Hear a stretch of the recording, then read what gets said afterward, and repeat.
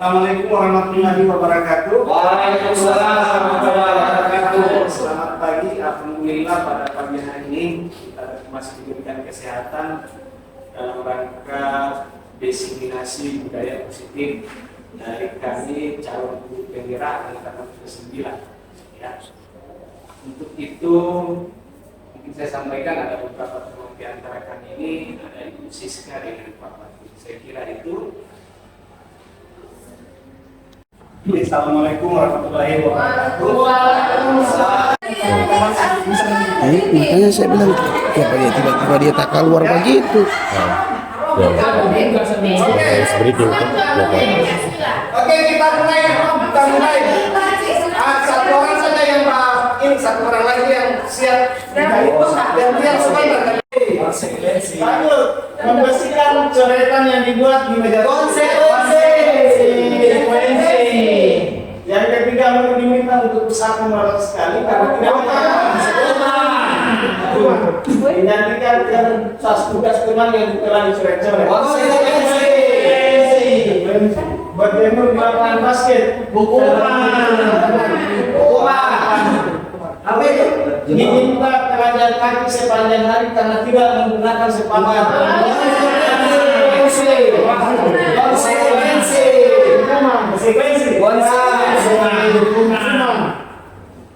Yang terakhir berdiri di depan kelas kaki satu karena tidak bisa menjawab. Nah, itu hukuman. Konsekuensi. Ada jawaban juga toh. Ada jawaban.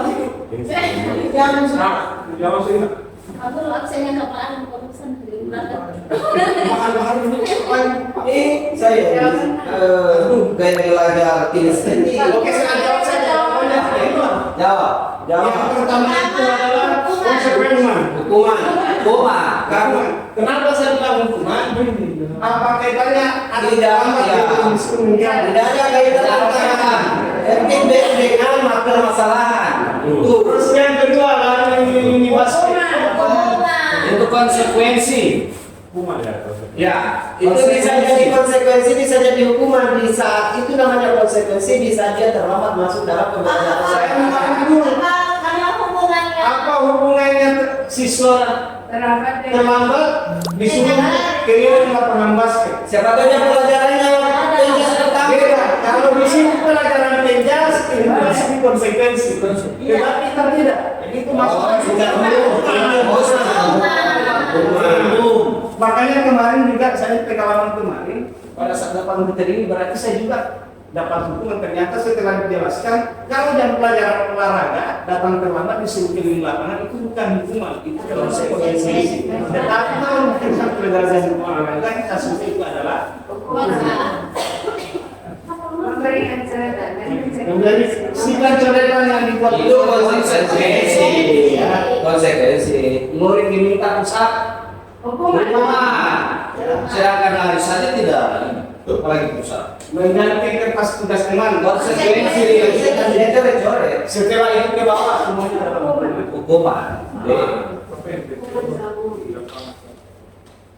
Ini karena kenapa saya bilang hukuman? Ini kan tidak masuk di dalam aturan-aturan sekolah. Setelah kita lakukan itu, tidak ada di aturan sekolah kalau terlambat. Makanya perlu juga kita perbaiki aturan sekolah. Kalau mereka terlambat, apa yang mereka harus bikin?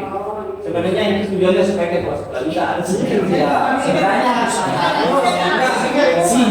sebelum lanjut Pak, kita diskusi dulu. Ya. Sebelum lanjut yang poin kedua dari bawah. Karena itu yang selesai, itu yang dilakukan saya sekarang. Berhasil memberikan hukuman. Secara tidak langsung secara tidak langsung saya memberikan hukuman, misalnya siswa itu saya larang menggunakan sendal dan mereka menggunakan telanjang kaki. Ya, itu kan menggunakan. Tapi saya tidak pernah memberikan hukuman bahwa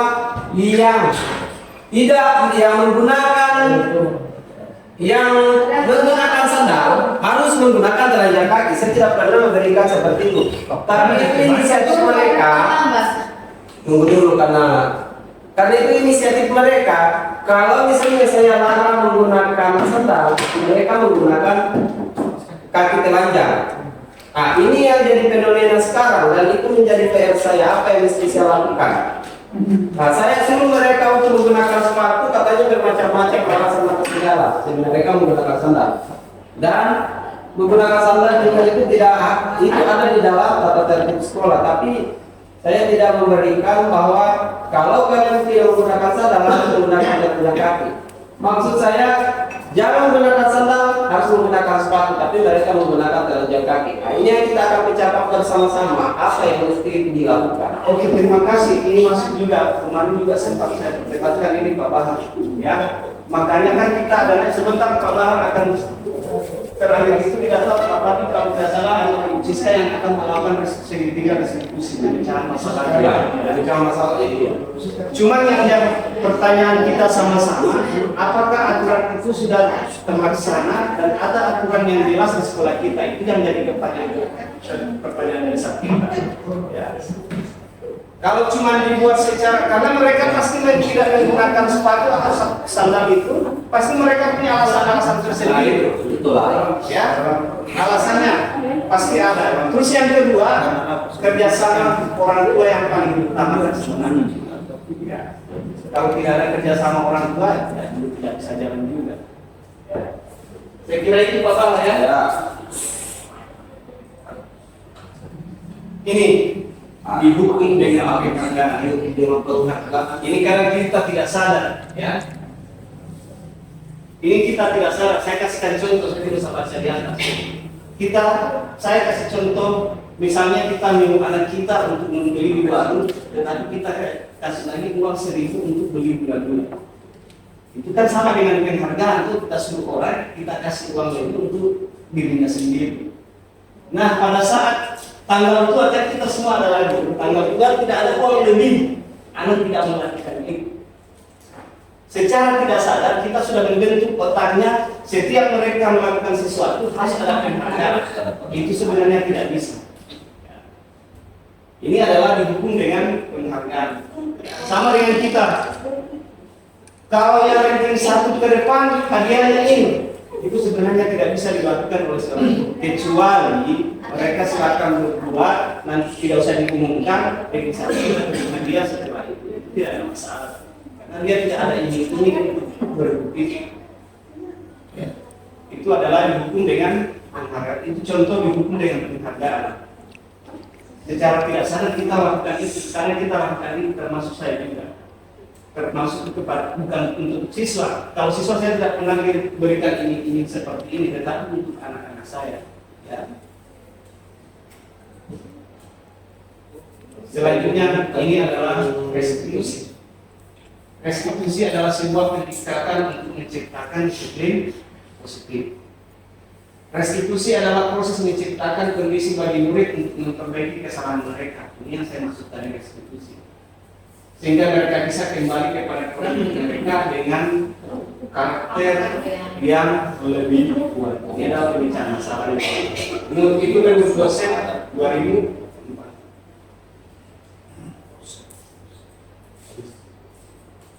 Oke, saya kira itu untuk saya ya. Jadi video sebentar dilanjutkan oleh Pak Fadli untuk materi selanjutnya.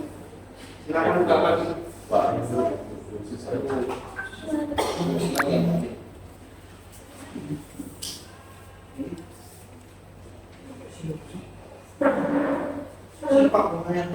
Dia di sini. Tetap senjata berapa?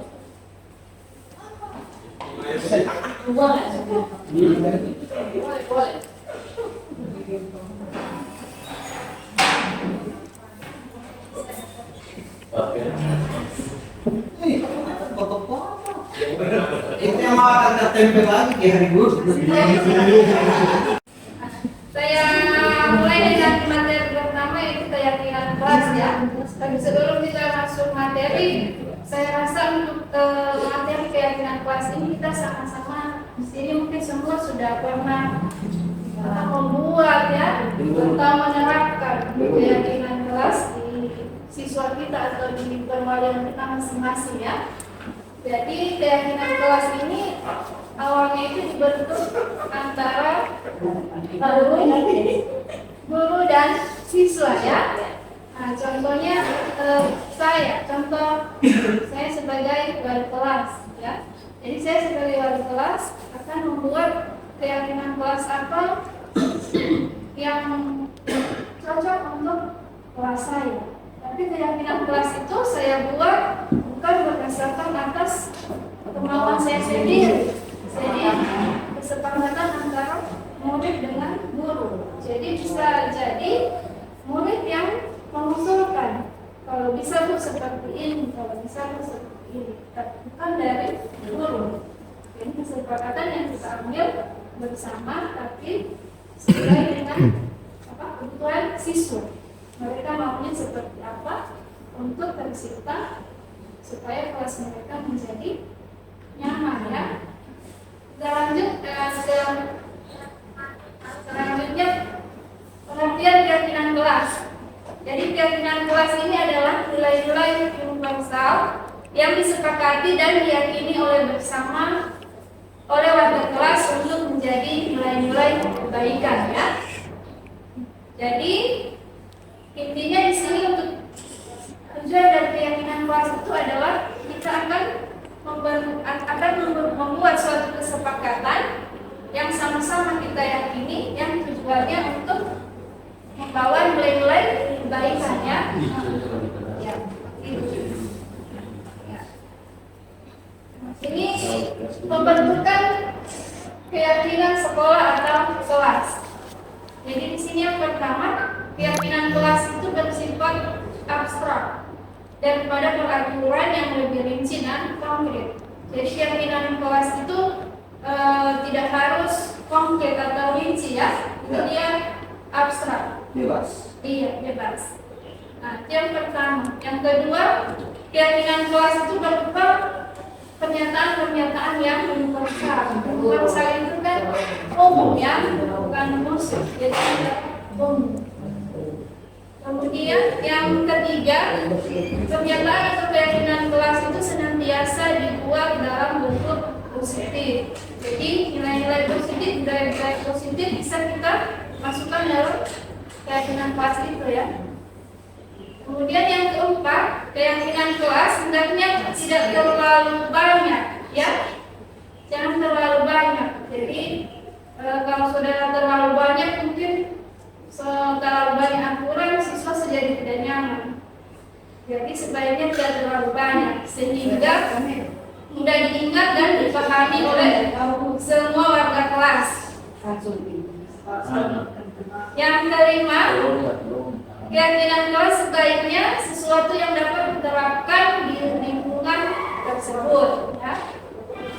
Kemudian yang keenam, semua warga kelas hendaknya ikut berkontribusi dalam pembuatan keyakinan kelas lewat kegiatan surat pendapat. Jadi kita dalam pembuatan keyakinan kelas harusnya semua siswa ada berkumpul sama-sama, jadi semua tahu, ya, kesepakatan itu semua tahu dan disepakati bersama.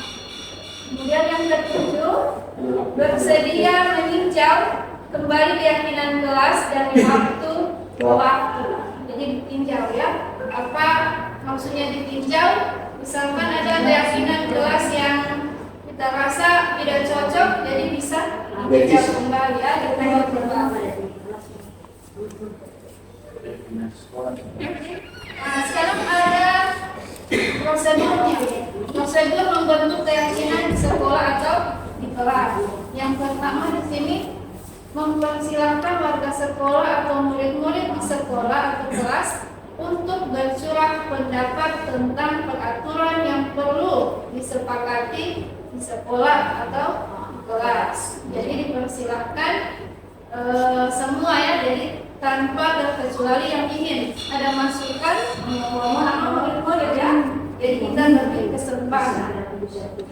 Kemudian yang kedua, mencatat semua masukan-masukan para murid atau warga sekolah di papan tulis atau di kertas besar. Jadi kertas ukuran poster di mana semua anggota kelas atau warga sekolah bisa melihat hasil curah pendapat. Jadi kalau di sini mungkin ada contohnya, ya? Ada. Tidak ada, ya? Masuk di dalam lab. Jadi boleh semuanya tulis di kertas ya, kertas saja, kemudian tempel. Jadi semua bisa boleh. Iya. Tidak harus dicetak atau kalau lebih kreatif dicetak ya. Cuma keyakinan kelas yang penting semua bisa terlihat ya. Jadi untuk kerangka 3 susunlah keyakinan kelas sesuai ya misalnya itu curah pendapat itu menggunakan kotak saran boleh. Kotak saran yang semua bisa. Kalau keyakinan kelas itu di semua bisa dibaca. Supaya kalau tata tertib kan dia sudah dia ada kunci rekom tandanya aktif.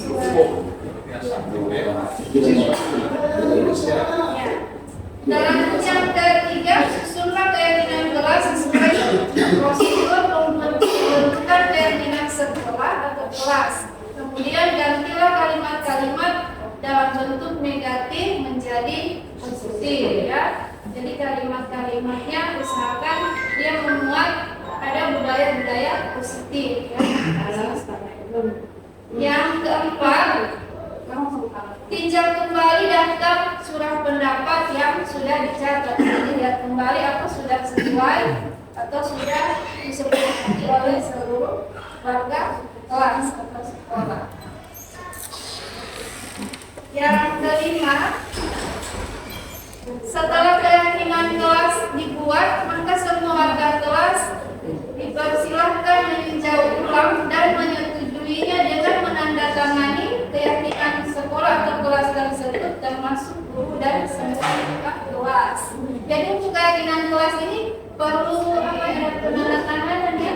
Sepakatan itu ada tanda tangan berarti bukti ini disepakati bersama. Jadi bukan dari guru sendiri ya. Jadi disepakati bersama.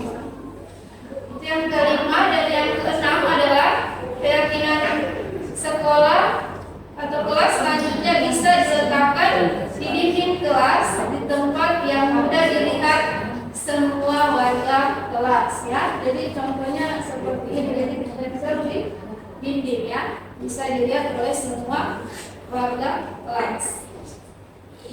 Nah ini contoh keyakinan kelas yang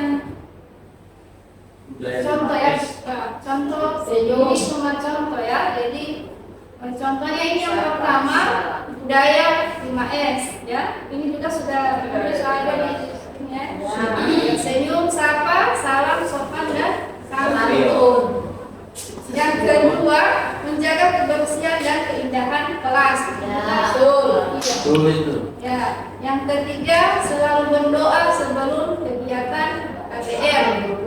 Yang keempat disiplin waktu, tidak datang terlambat ya. Ini keyakinan kelas. Sering. Di sini banyak terlambat. Dan dia sudah disepakatan keyakinan kelas. Iya, baru di kelas ini ya. Ya, tidak panggil bau boleh. Ya. Sebenarnya untuk keyakinan kelas kalau tidak ini guru-guru mapel itu kan bisa membuat ya, ada keyakinan dengan siswa bukan cuma wali kelas. Jadi untuk guru-guru mapel iya tidak tertulis.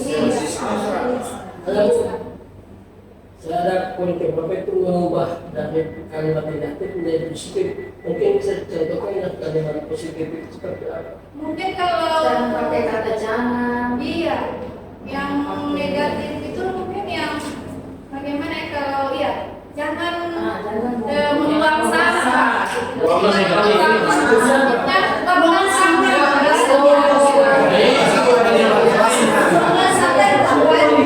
Pak Sofian jangan ulang lah. Nah itu Jangan buang sampah sampai di jangan merokok.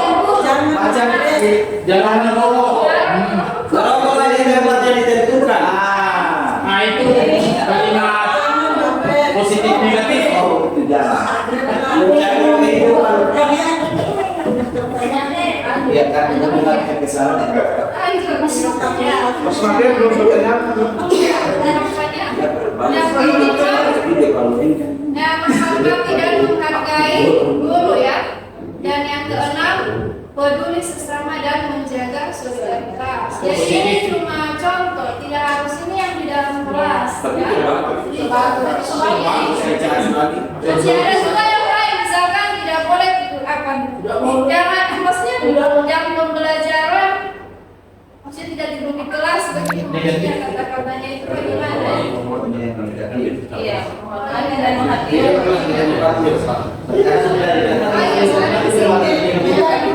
dan menghargai guru, jadi sudah masuk di sini ya. Mereka tidur di kelas. Bukan itu dia kata-kata yang positif, tidak khusus dia. Jadi kalau kayak Tidurlah di tempatnya. kayak Jangan tidur.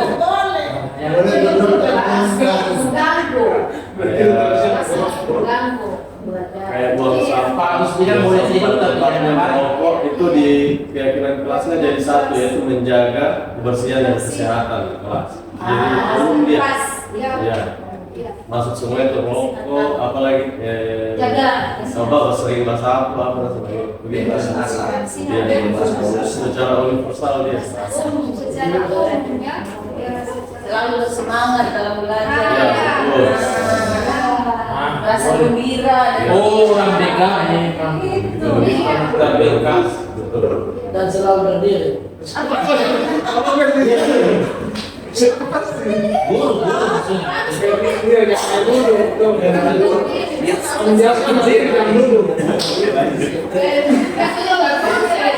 Jadi contoh keyakinan kelas sudah jelas ya. Ya. Tidak konsisten bagi Kita oleh karena itu tidak konsisten. dasar manusia dan dunia berkualitas. Wah, itu kebetulan dasar. Dan dasar manusia itu Kebutuhan dasar ada 5 kebutuhan dasar manusia. Apa-apa kan? Yang pertama ada kebutuhan bertahan hidup. Jadi kebutuhan bertahan hidup akan Saya tidak lupa. dan semua hidup ya.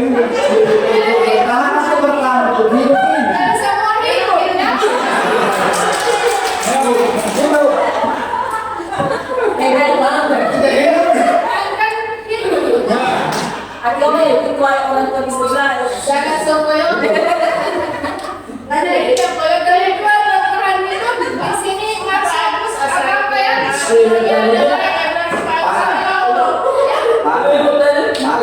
Bisa bertanya Perumahan. Masuk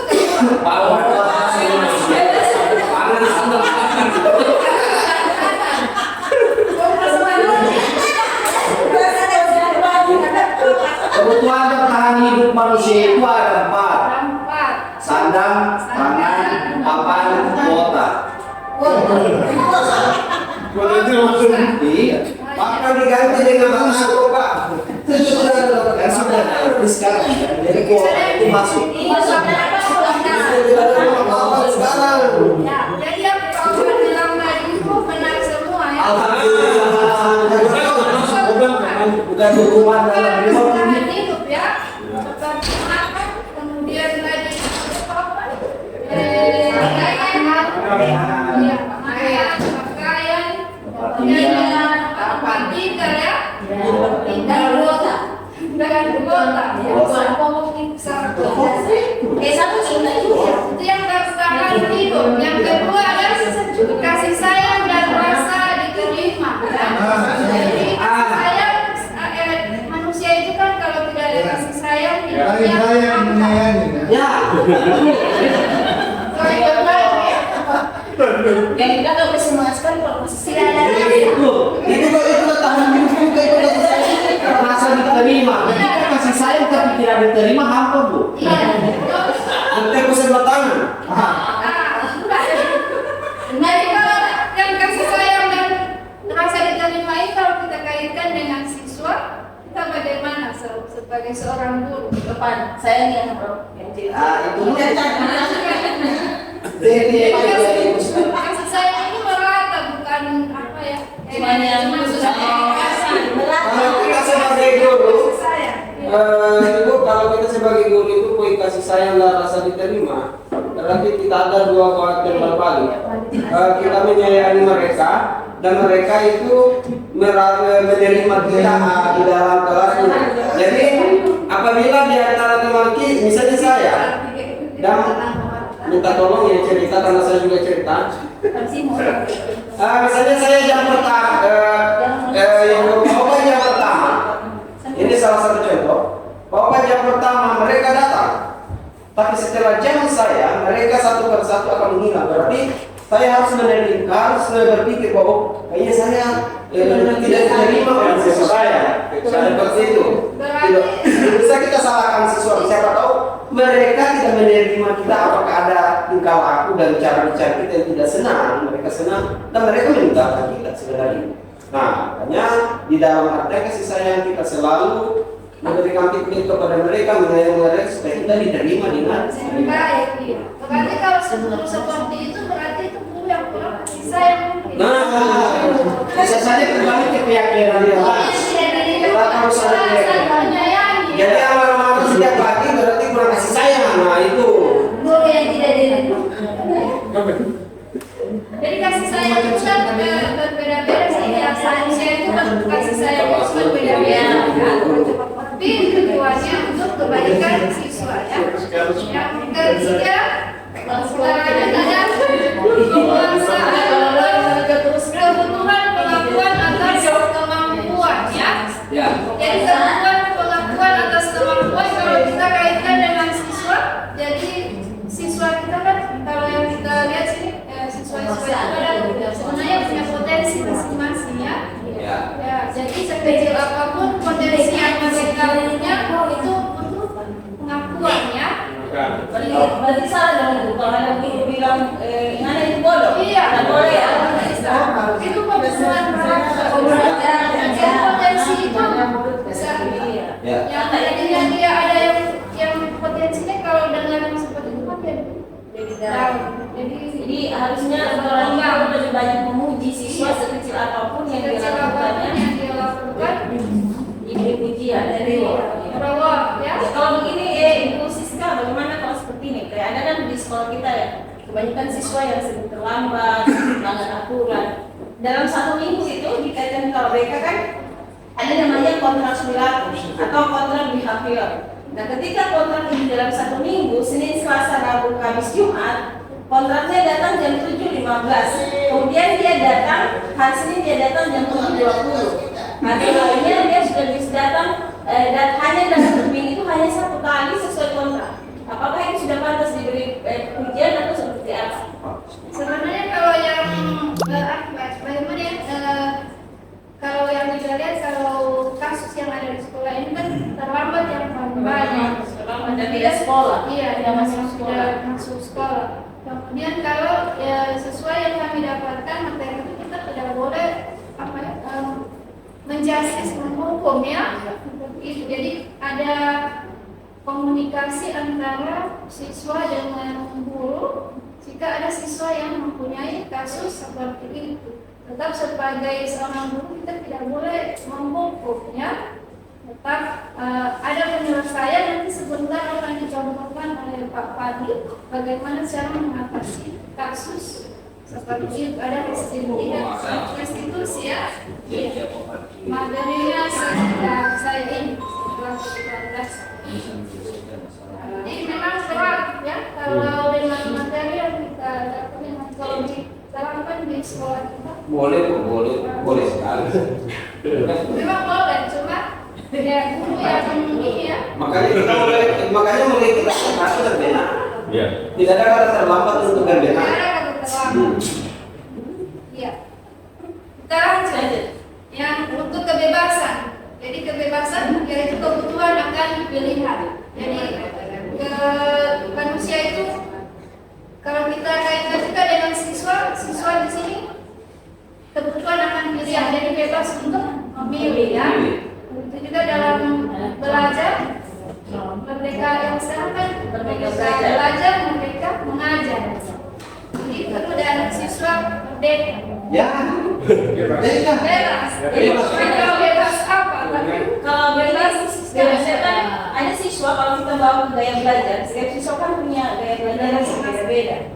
Ada tipe siswa yang tidak suka mencatat, tapi gurunya menuntut untuk mencatat. Nah, kira-kira solusinya seperti apa? Ini yang materi yang kita dapat mengenai pembelajaran berdiferensiasi ya. Jadi siswa itu masing-masing punya gaya belajar yang berbeda-beda. Jadi kita sebagai guru yang menyesuaikan dengan kebutuhan dari siswa. Jadi di dalam kelas kalau misalkan ada siswa yang tidak suka mencatat, dia cuma suka misalnya nonton video. Jadi kita guru yang menyiapkan itu ya. Jadi kita punya banyak sumber belajar. Iya, mungkin dapat. Oke, terima kasih Bu Siska. Seperti yang kami dapatkan itu kan seharusnya setiap guru itu punya asesmen awal. Kita mengerti. Dan untuk masuk di gaya belajar ini kan terbagi 3. Ada yang namanya visual, audio, dengan kinestetik. Dari situlah kita bisa memberikan metode pembelajaran khusus untuk anak-anak. Makanya ada sebenarnya di dalam kelas itu ada yang khusus untuk visual, ada kinestetik, ada videonya itu.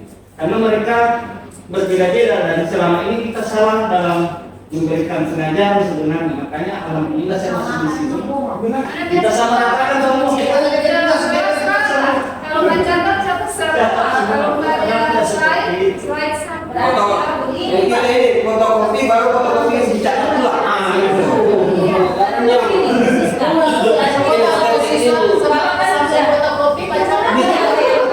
Ini yang baik fotokopi sudah catat lagi, baru bayar lagi. Tiga gaya belajar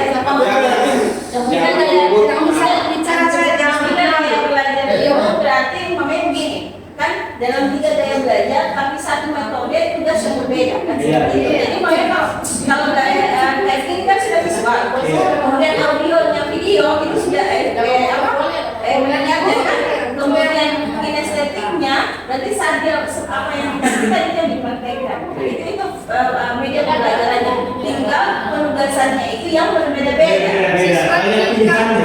kemampuan siswa.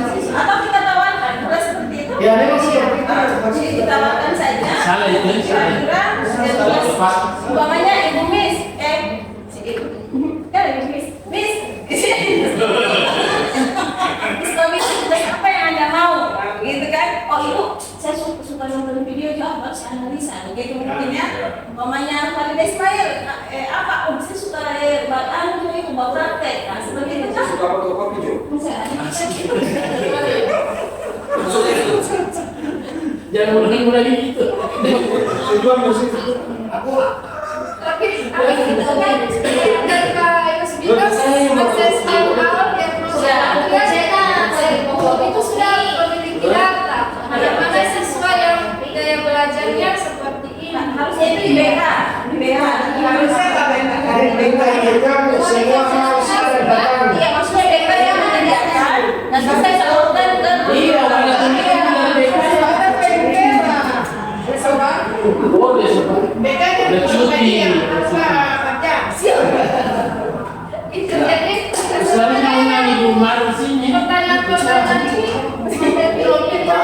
Apa nih makanya saya belum paham. Saya pahami Pak. Saya paham.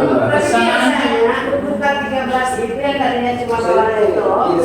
Sekarang kalau mereka belajar ini sudah semua di bawah. Iya, karena pembelajaran diferensiasi itu ya. Sekarang kan kelas 12 kan mereka belajar. Jadi baru Itu ada harus bawa salon untuk yang audio visual. iya, salon. Tapi itu yang bisa belajar. Sekarang kelas 12 baru baru kepada bawah. dengan tidak juga. Kalau selain itu pelajarannya bawa kambingnya, ayamnya. Kalau dibuka sama sini apa sih?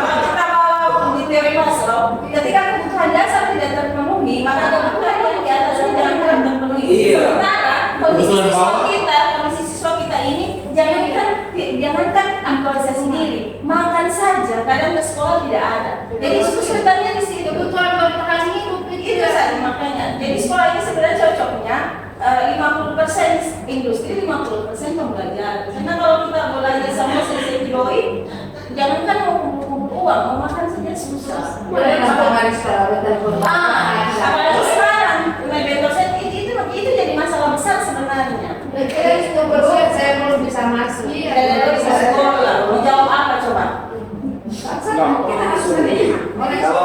Kalau saya itu pernah mendengar begini, tidak sengaja saya dengar ada pembicaraan yang pakar-pakar SMK mengatakan bahwa tujuan dari siswa masuk SMK itu apa?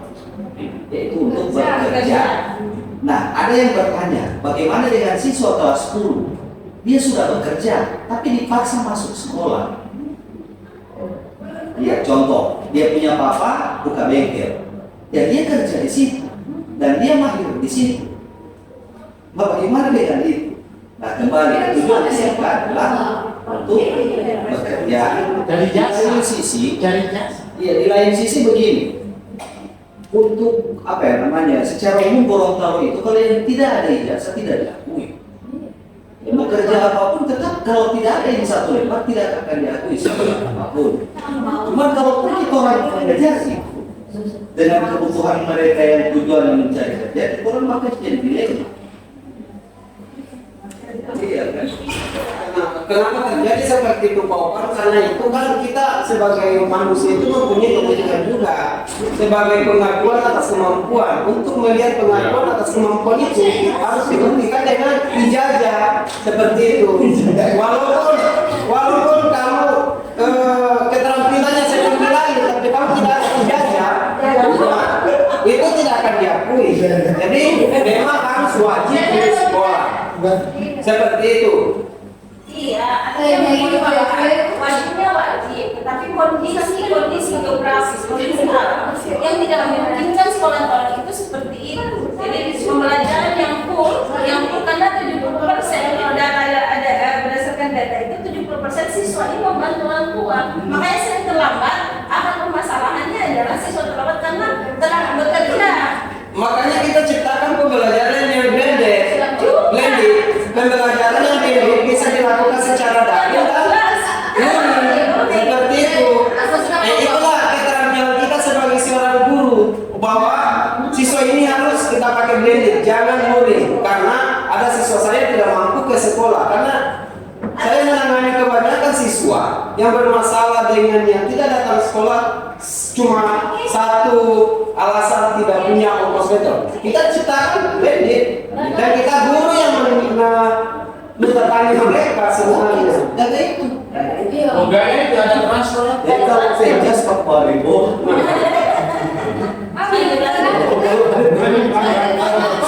Mereka membuat gimana? Itu bisa berkualitas ya. Dalam konten saya yang terakhir adalah dunia berkualitas ya. Wah, ini yang Dunia berkualitas. berkualitas di sini adalah tempat khusus dalam pemikiran Anda, tempat Anda menyimpan gambaran representasi dari semua yang Anda inginkan. Dia bisa berisi orang-orang, hal-hal dan apa saja yang terbaik dalam hidup Anda dan membuat Anda merasa bahagia dan terpenuhi kebutuhan dasar Anda. Ya. Kemudian di sini dunia berkualitas kalau kita kaitkan dengan murid, di sini murid kita juga mempunyai gambaran dunia berkualitas mereka. Tentunya sebagai guru juga kita ingin mereka memasukkan hal-hal yang bermakna dan nilai-nilai kebajikan yang hakiki ke dalam dunia berkualitas mereka.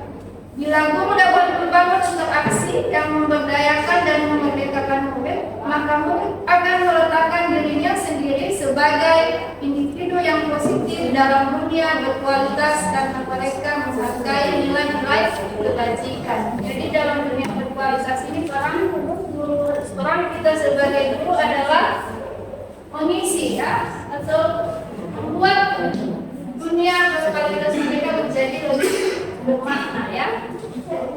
Makna. Itu kalau kesimpulan dari dunia berkualitas.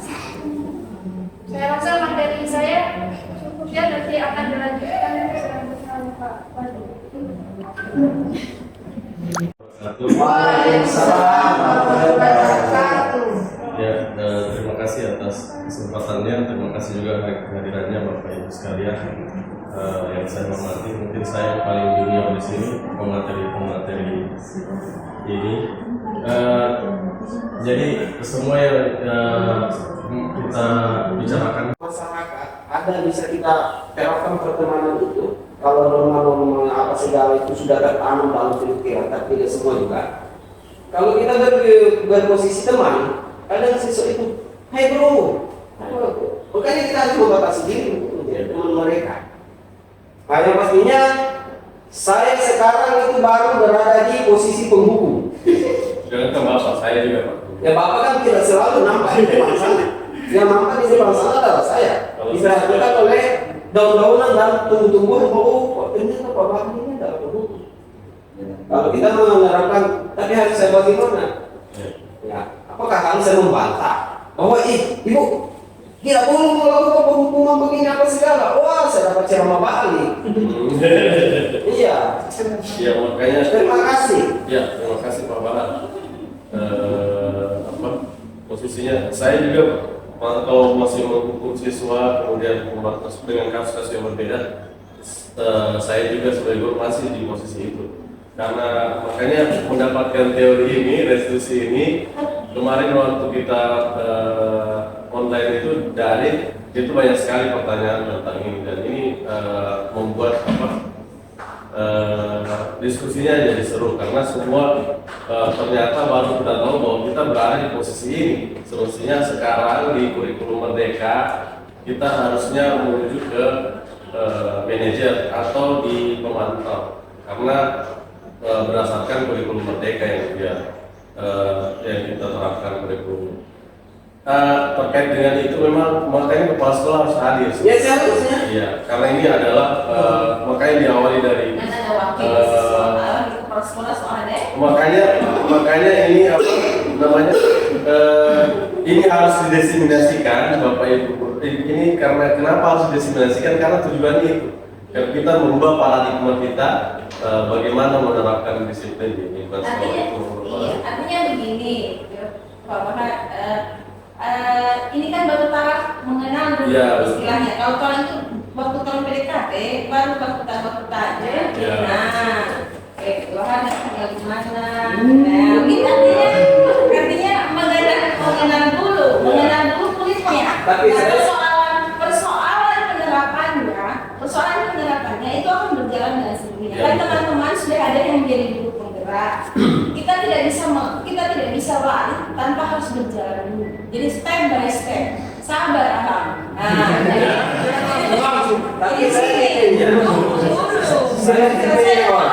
selesai dulu. Jadi ini kan baru tahap mengenal. Artinya minimal kognitif kita dulu diisi, terisi, paham dulu bahwa ternyata selama ini kita itu dihukum. Itu dulu sudah satu poin tertinggi itu Pak, pemahaman. Nah setelah kita paham bahwa kita masuk pada aturan sekolah, berarti tata tertib selama ini yang dilaksanakan di sekolah itu akan dirubah total. Tapi harus kita tidak bisa dirubah. Ini akan menjadi hanya konsep mentah ketika seluruh warga sekolah tidak paham ini. Nah seperti itu. Jadi persoalan kepala sekolah atau apa itu tidak usah kepala sekolah dulu. Kita jangan bicara dengan orangnya. Kita bicara dari sini. Minimal 12 orang ini sudah paham itu dulu dan itu menular ke teman-teman. Oke. Jadi hari ini kita sudah mulai berbenah. Apalagi tidak akan terlambat untuk berbenah. Iya betul Pak. Kalau saya begini Pak Fatih, Silakan. tentang ini upacara bendera yang tidak memakai atribut. Selama ini dan setiap hari Senin selalu saja jumlah yang tidak menggunakan atribut tidak pernah berkurang. Setiap harinya itu, setiap Seninnya itu pasti akan bertambah. Dia akan berkurang ketika orang tersebut tidak hadir. Kita orang semua itu baru yang memberi hukuman ini. Mau naik satu tingkat membuat rasa bersalah. Tidak ada yang bisa menjadi teman pemantau apalagi ke manajer. Semuanya akan bisa mengatakan naik tingkat hanya untuk membuat rasa bersalah. Ujung-ujungnya adalah siswa tersebut yang mampu menyelesaikan masalahnya sendiri karena mungkin tidak mampu membeli atribut atau dia punya orang tua belum ada uang dan seterusnya seperti itu. Ya kan? Saya sempat menangkap dari apa yang Bapak bilang, mungkin secara visual mereka tidak mampu mengutarakan. Bisa tidak kita orang pegang atau orang pakai tulis, misalkan kita orang bikin satu lembar kertas yang di dalamnya di situ nama dan segala atribut yang terpampang, kita centang saja mana yang ada, ya, dan suruh centang ke mereka sendiri. Dan itu yang akan kita pegang. Minggu depannya lagi ini yang akan jadi kita orang punya pegangan. Ya. Karena kan minggu kemarin kan tidak pakai top, Sekarang tidak pakai dasi. so tidak pakai tidak pakai top, tidak pakai dasi minggu kemarin. Ya sekarang so tidak ada. Apa yang masalah? Nah itu mungkin kita orang bisa jadi posisi teman. Ya kan? Nah dari segi pemantauan mungkin dari Pak Bahar bilang hanya sebagai posisi yang paling rendah penghukum karena ada mungkin dari atas-atasnya beliau yang meminta dan mengharuskan beliau seperti itu, mungkin bisa langsung jadi daya Pak jadi pemantau ketika kita orang terapkan seperti itu. Saya jadi pemantau, yang memberdirikan di depan. Maksudnya bukan hanya kertas ini, dari kertas yang di koran centang-centang ini. Apa kita orang lakukan dari depan, dari pikir depan. Orang taruh itu kertas sebagai istilahnya kartu masuk buat mereka apa yang tidak ada, dan timbulkan kesadaran diri mereka ketika misalkan mereka tidak ada kopi, langsung berbaris di mana yang kita orang tentukan yang sesuai atributnya tidak lengkap, tanpa harus teriak-teriak macam pembahas bilang tadi yang tidak lengkap aja. Timbulkan kesadaran saja mereka sebelum upacara dimulai langsung. Oke, action dari sini ke siswa Kalau supaya bisa. hasilnya toh hatinya ada hasilnya. Kalau bisa pemahaman begini, tanpa harus melakukan tulis-tulis sebelum upacara dimulai diumumkan yang tidak menggunakan atribut lengkap dengan kesadaran pribadi langsung membentuk barisan tersendiri. Tanpa harus orang dari apa? Persoalan bukan teriak-teriaknya, kita ambil satu pupusnya itu mendirikan yang tidak ini adalah satu hukuman. Salah satu hukuman juga hukuman itu sebelum dimulai saja upacara sudah dihukum mereka kalau seperti itu Pak. Karena hukuman itu, penghukum itu mereka sudah merasa, saya dihukum karena saya disebirkan. Yang poinnya itu yang berdiri di depan barisan otomatis berdiri di depan barisan dengan tujuan menjadikan dengan mereka dan dilihat oleh orang lain. Itu secara konteks bahasa Indonesia yang diterapkan oleh William Rogers. Bahwa hukuman adalah suatu tindakan yang membuat seseorang merasa bersalah. Itu pasti. Ya. Dan kalau misalnya Bapak usulkan itu kita sendirikan memang sebelum upacara tidak, bukan tidak-tidaknya saya permasalahkan yang memisahkan mereka berdirinya di depan barisan. Itu orang dua Pak, orang gabungkan mereka di penyanyi. Ya. Tetap juga orang lihat tuh penyanyi semua tidak ada topi tidak lengkap. Iya. Wah itu sama-samanya. Terima kasih.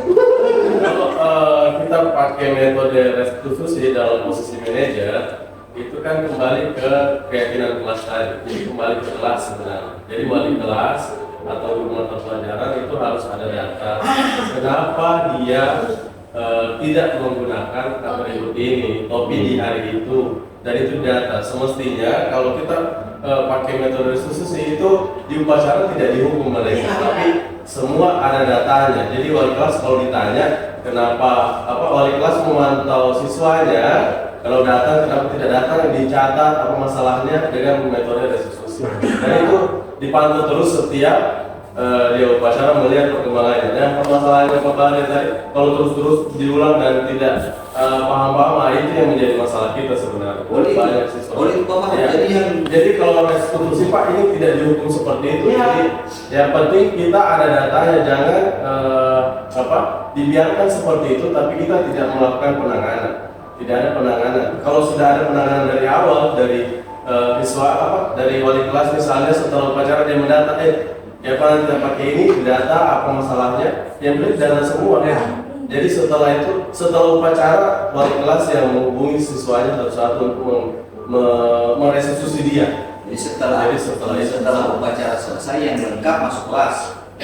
Hubungan lagi kalau kita tinggal mau buat Wali kelas Nah, pada saat ini kan upacara, pada proses upacara, wajib kan semua instruksikan. Wali kelas silahkan berdiri di belakang siswa masing-masing. Nah, ada kan sudah daftar checklist, wali kelas mau checklist saja. Nah, yang saya persoalkan, data itu setelah data ada, wali kelas datanya ada, kemana data itu? Diolah sendiri, Bu. Diolah sama siapa? Diolah oleh Rimba sendiri untuk memantau siswanya. Misalnya minggu depan dia melakukan lagi, atribulasi, dia pengen selalu ini apa nih masalah intinya apa? Jadi solusinya dia carikan bersama. Berat sekali masuk wali kelas karena wali kelas ini mengajar. Tapi wali kelas cuma ada. Saya sudah itu teori restitusinya seperti itu. Restitusi begitu. Oke, lanjut dulu. Sekarang ini dia sampai pulang Karena ada wartawan-nya. Teman-teman pernah bertemu ini. Kita proses tidak dengan wartawan. Sobat yang makan siang. Saya lanjut ya. Disilakan dengan segitiga restitusi.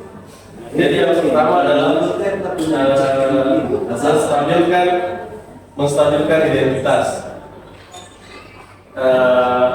Percakapannya ini adalah pertama adalah ketika kita mendapati anak-anak yang melakukan pelanggaran, yang pertama adalah kita menstabilkan identitasnya. Salah satu pertanyaannya ini bisa, kamu bukan satu-satunya yang pernah melakukan ini, kemudian setiap orang pasti pernah melakukan kesalahan. Ini menstabilkan identitasnya. Jangan langsung dijawab, karena ini sama, ya.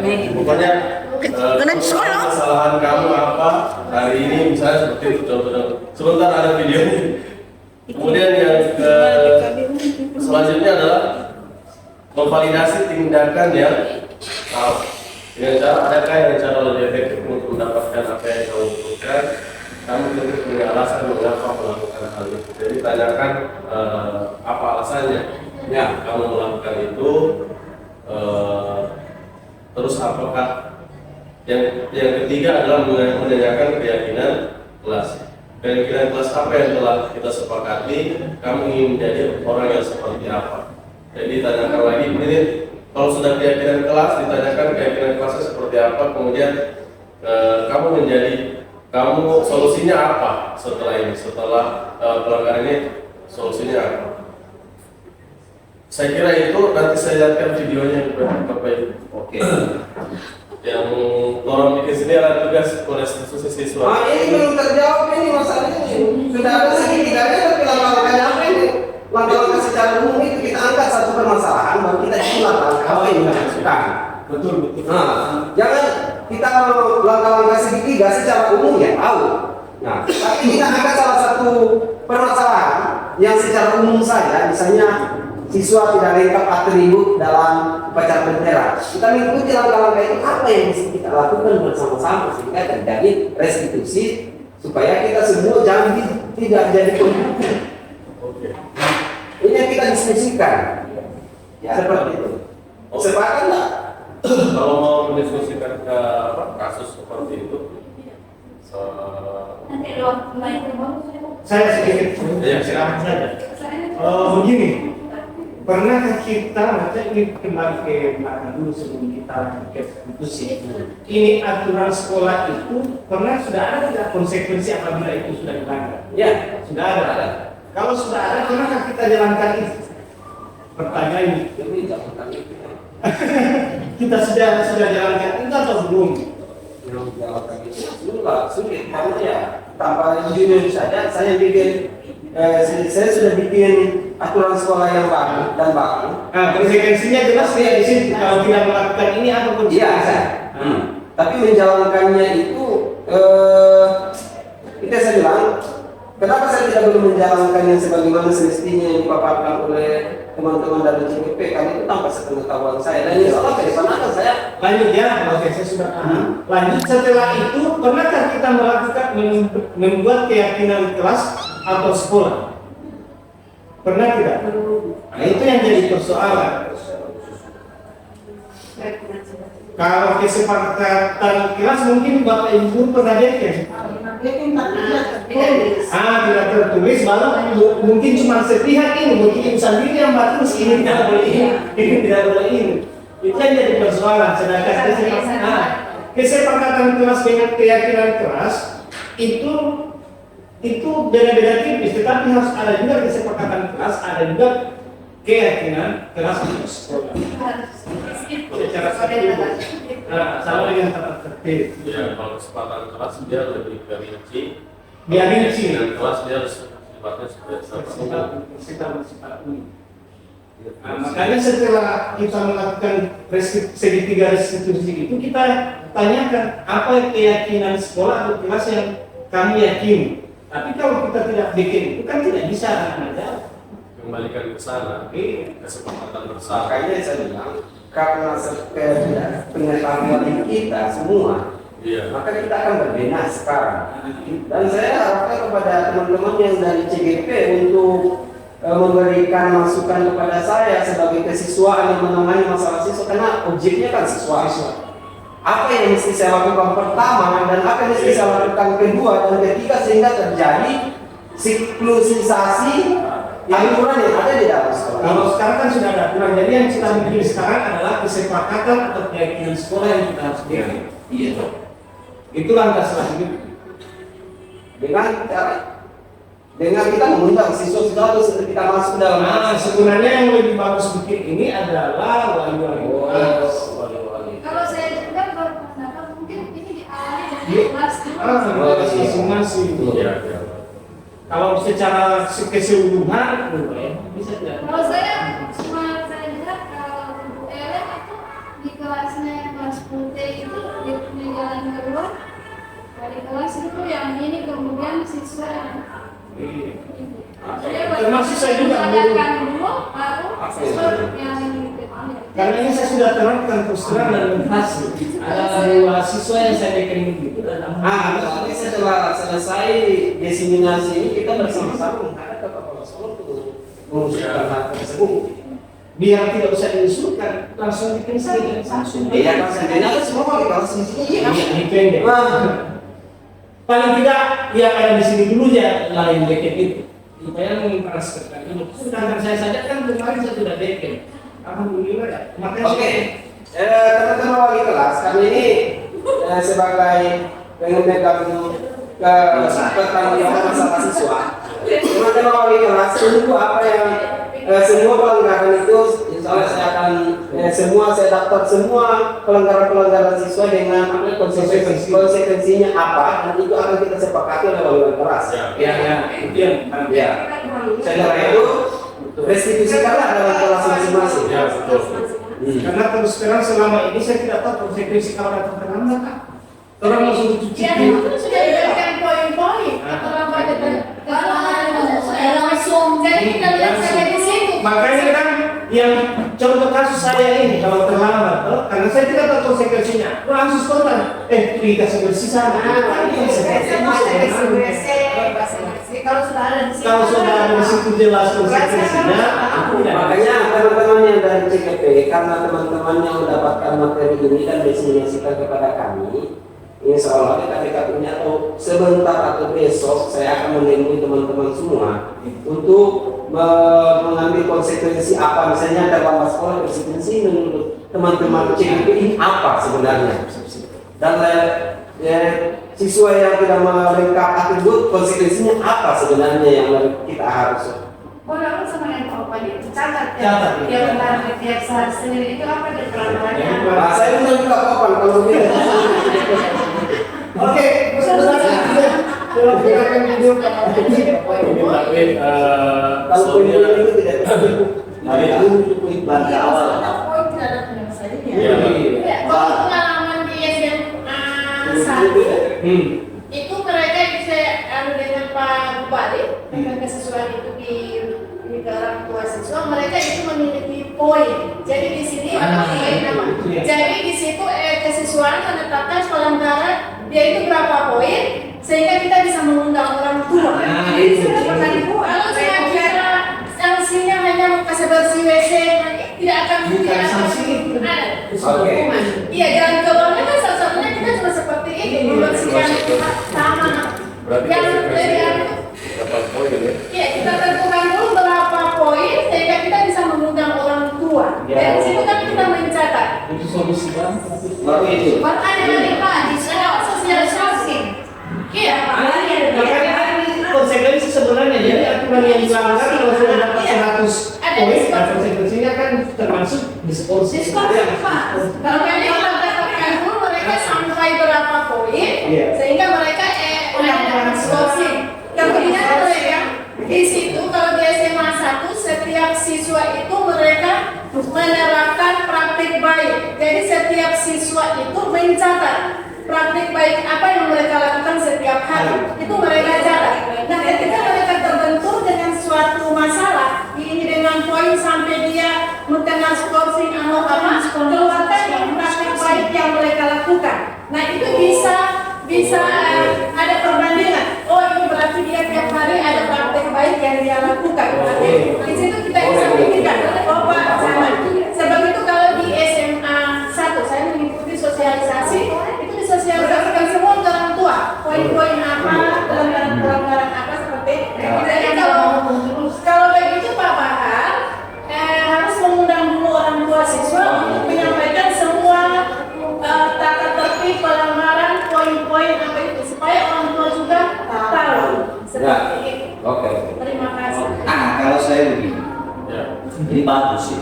Ini video ini yang terakhir Pak. Iya. Orang. Kalau kita orang keluarga mengundang orang tua, ribet lagi Ya. kan. Kalau bisa itu segala poin-poinnya itu diperbanyak saja. Ya, boleh. Baru di bawahnya itu ada tanda tangan persetujuan orang tua. Ya. Ya. Supaya itu yang akan jadi dasar kesiswaan ketika ada orang tua yang protes. Ya. Ya kan? Dan ketika kita orang sudah menjalankan kalau bisa konsisten. Ya. Banyak dari kita orang guru-guru Tidak yang konsisten. tidak konsisten dan tidak paham tentang poin-poin. Ya, bagus sekali. Seperti itu. Dan jadi saya harapkan kepada teman-teman wali kelas, karena penanganan kami sudah melakukan alur penanganan siswa. Dari dia perlu saya dari tahu bahwa alur penanganan siswa tidak langsung ke kesiswaan. Itu melalui beberapa tahap. Yang pertama, guru mata pelajaran pada saat, tapi kalau misalnya yang umum tidak ada hubungannya dengan guru mata pelajaran, itu kami tidak konfirmasi. Lah, tapi kalau misalnya secara umum, misalnya atributkan tidak ada hubungan dengan guru mata pelajaran, masuk ke wali kelas. Setelah wali kelas, ditangani wali kelas, didesinasikan oleh wali kelas, tidak masih belum mencapai hasil yang memuaskan, maka dia akan naik lagi ke tingkat selanjutnya itu ke kejurusan.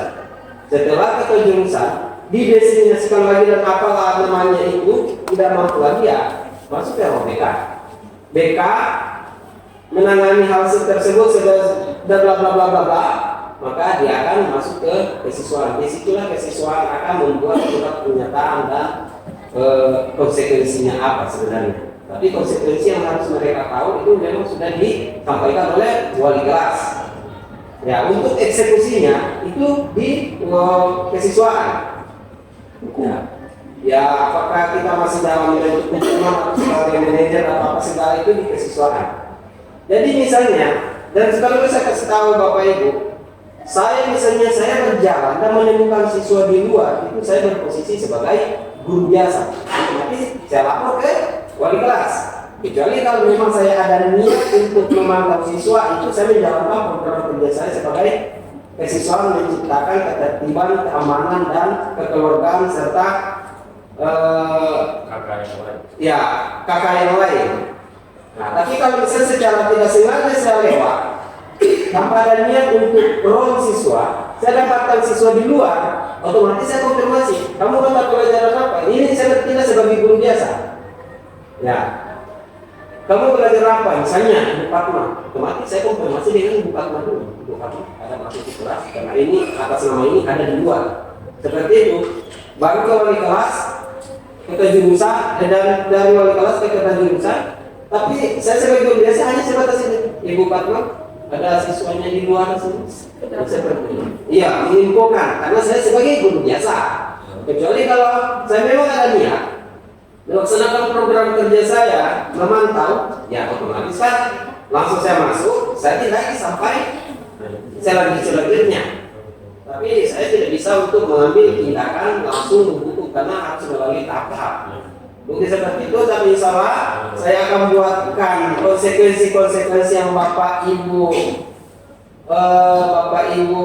lakukan, diusulkan dengan poin-poin, dan akan saya bagikan ke wali-wali kelas untuk dibagikan ke grup keluarga bahwa seginilah apa yang mesti kita lakukan. Tapi tidak semerta-merta harus saya siswa lomba pagar, tidak semerta-merta ke siswa. Kalau saya undang orang tua, karena yang berhak mengundang orang tua adalah wali kelas, wali kelas, kepenjurusan dan dekan. Kalau memang sudah tidak bisa, undangan kesiswaan itu untuk apa tindak selanjutnya yang terakhir? Mungkin seperti itu yang alur dari penanganan siswa.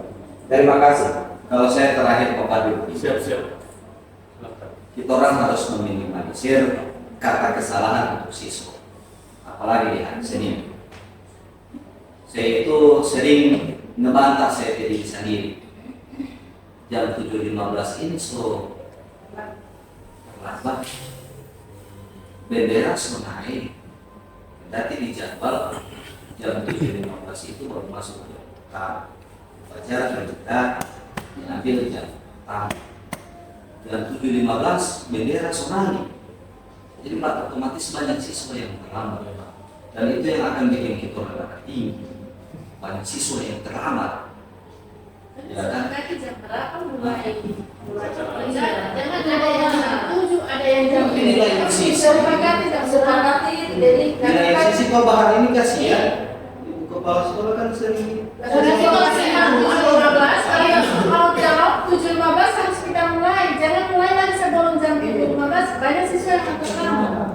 Kalau ditulis di situ jam berapa mulai upacara? Pemberian begini, ada yang datang yang salah-salah yang datang jam 8. Upacara kita harus kan yang datang jam 7.15. Insya Allah sudah tidak ada lagi hukuman karena saya tidak mau dikategori dulu.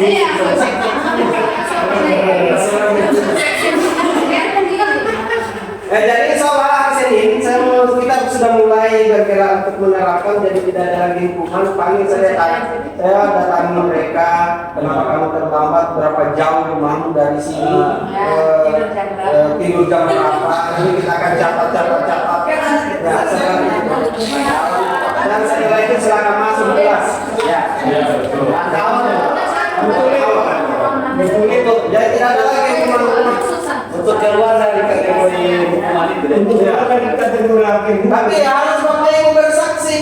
Kalau saya dipanggil lagi, arahkan ke depan, dan saya tidak arahkan karena dengan alasan saya tidak mau lagi berkategori tadi. sudah pernah datang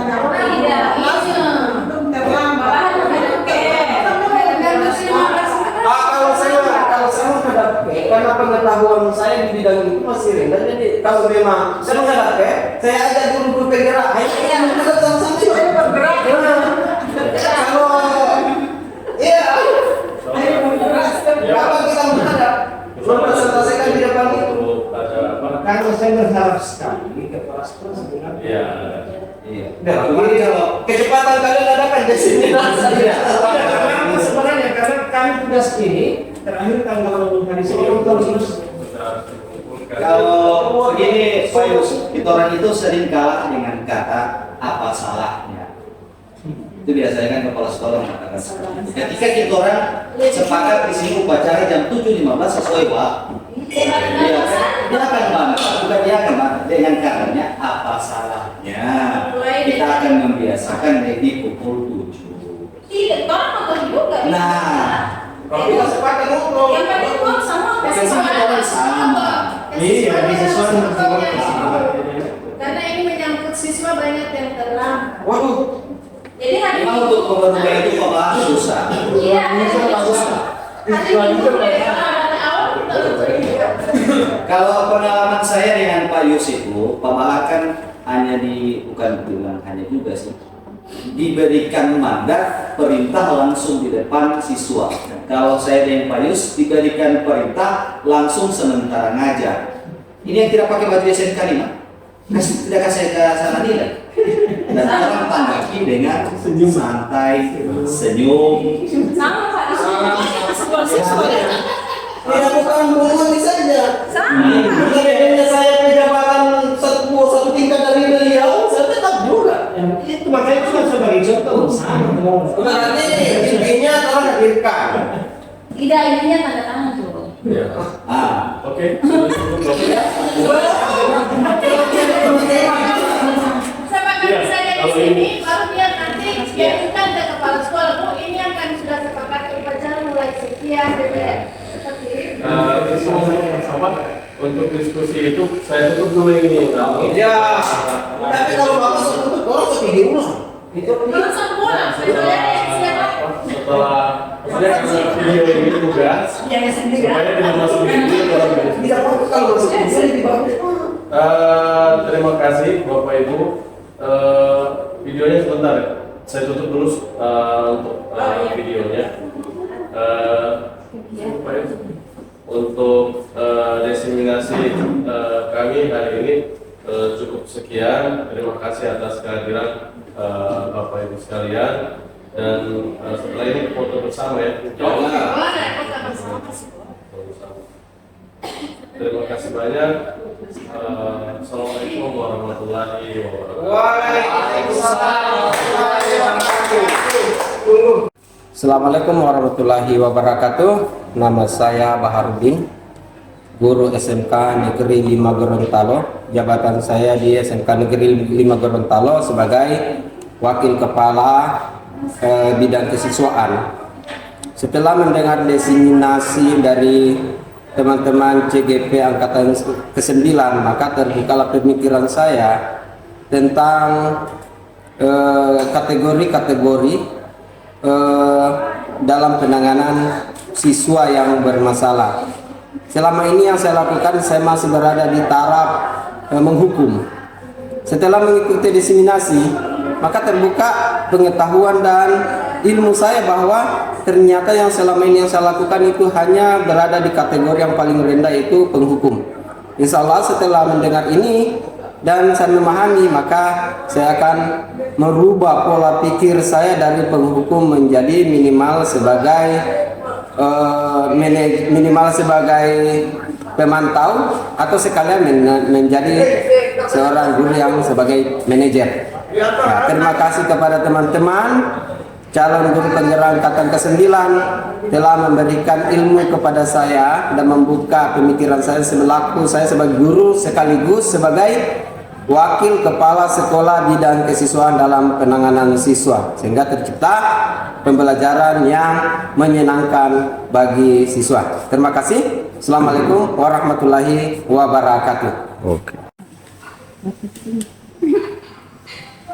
Assalamualaikum warahmatullahi wabarakatuh. Alhamdulillah dari kegiatan tadi ini, yaitu membahas tentang budaya positif.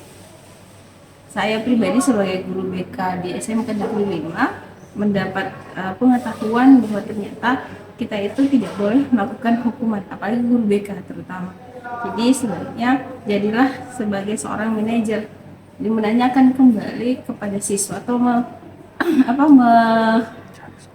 menanyakan kembali kepada siswa dan mengembalikan kepada siswa solusi apa yang terbaik agar perubahan yang dari irasional menjadi rasional. Terima kasih. Sekian dari saya. Assalamualaikum warahmatullahi wabarakatuh.